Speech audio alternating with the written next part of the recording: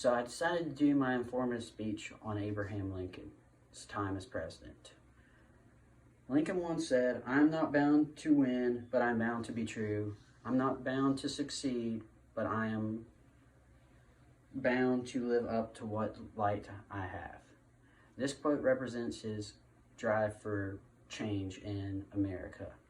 Multiple times before he was elected president, he ran for office and lost because of his ideas. During the time period in which he lived, his belief on anti-slavery and his belief that all people of all races should be treated equal was considered socially wrong. And ultimately, Lincoln would eventually become president. But when he became president, the southern states formed a new country that was separated from the rest of the northern states, which was called the Confederate States of America. And they separated because they thought with Lincoln's beliefs on anti-slavery and equal rights, they would lose the ability to have slaves work on their plantations, which would ultimately, they thought, cause an economic collapse for their parts of the states. And this, with them separating from the Union, that ultimately built tensions between both sides, and eventually war broke out.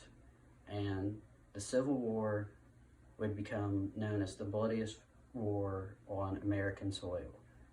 And during the war, the Union was losing the first half. But once Lincoln appointed General Ulysses S. Grant as leader of the Union forces and as the replacement for William Halleck, the Union began to turn the tide of the war and would ultimately win the war, thus ending slavery in all of America, and led to the collapse of the Confederate States and unified the rest of America. A week after the war, Lincoln was ultimately assassinated by a Southern supporter for his beliefs, and ultimately